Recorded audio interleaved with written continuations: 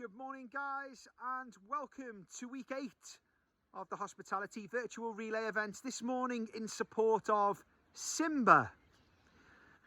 SiMBA was founded in 2005 in response to the tragic needs of those affected by the loss of a baby, either during pregnancy or very close to the time of birth. SiMBA do some brilliant work across a range of services, including bereavement support, palliative care, and education for midwives and hospital staff. It's a fabulous charity. As these weeks progress, I really listen into the thoughts and feelings of our captains. And this week, I've got to tell you that I've been completely inspired by Alan Sheed, a person I respect and appreciate very much. He's helped me really reflect on how grateful we should be for what we've got right now. Because, you know, we put off a lot of stuff and life can change in a heartbeat, right? It's made me really think about, you know, seizing the day and appreciating that this morning. And I think, you know, that simple idea can potentially make a really big difference, because what happens to things that start tomorrow is they get put off to the next tomorrow and then the following tomorrow until they're eventually forgotten. And, you know, I'm certainly not here today to take the current time for granted. There's a tendency to believe that, you know, tomorrow will be perfect. Tomorrow we'll really want to do those things that we didn't want to do today. And of course, when tomorrow comes, it just feels like it did today. And we also don't want to do those things. I think potentially, you know, there's a link to gratification and self-discipline.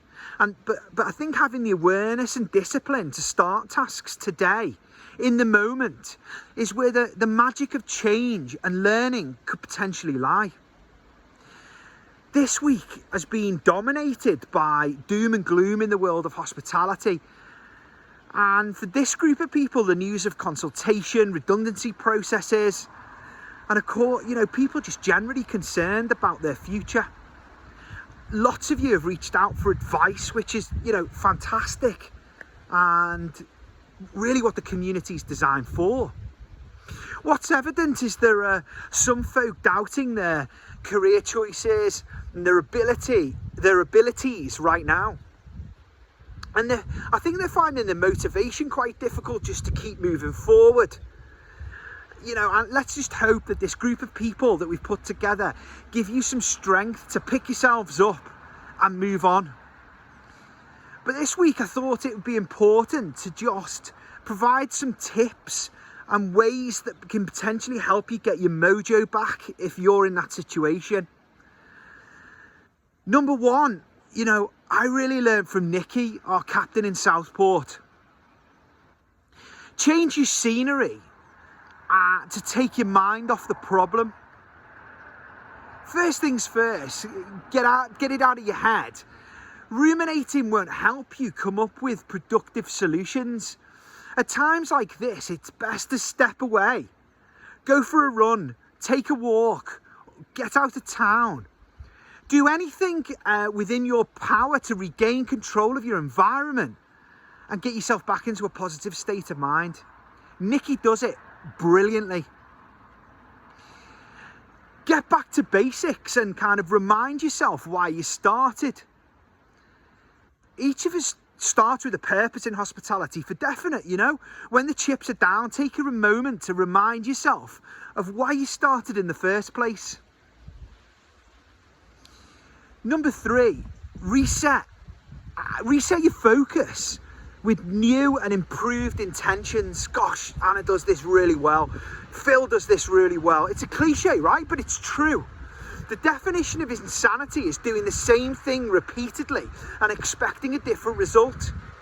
So if your career's at standstill, what else could you apply your knowledge to proactively make a change? When you make plans with a clear head, I think they've got a real chance of happening. So taking action and building at this point in time is critically important. Send the email, make the call and make things happen today. Choose to adopt a positive mindset. Rich Hurst, the Green Squadron. The outcome of your career and your business is ultimately a result of your thoughts, your feelings, and your actions. So if you think you're a failure, you'll internalize that belief and you're more likely to fail again. And once you're stuck in that cycle, this is for sure, it's really, really tough to pull yourself out.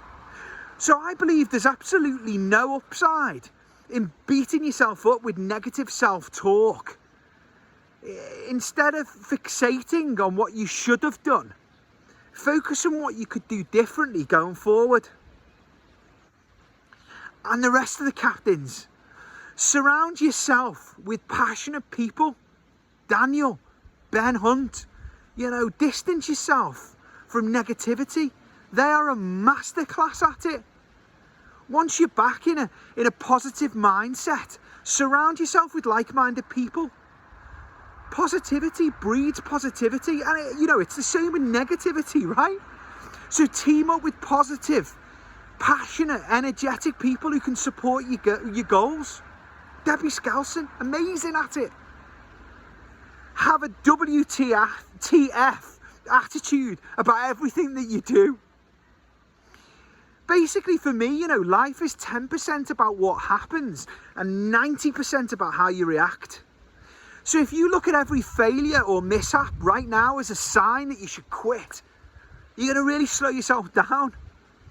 But if you take it as an opportunity to grow and develop, it's an automatic step in the right direction. For me, WTF means willing to fail. I believe in the value of risk taking. Even if I fall flat on my face, because failures are the best opportunities to learn. People with the tenacity to strive for the impossible and the courage to lean into mistakes become the backbone of people. Be patient. Some fantastic captains, being patient. Si Williams is really good at this. Don't make decisions when you're upset or angry or concerned about what the landscape looks like. Don't quit out of frustration or regret. Because success in business, right, like anything else, takes time, effort and patience. So next time you feel like walking away, remind yourself that nothing is set in stone. If you change your mindset and get back to basics, set yourself on a new course for the future, I reckon you'll be back in the groove in no time at all. Anyway, there's a few points for me. I hope you found them helpful. But let's hand over to SiMBA just to hear of some of their fantastic work.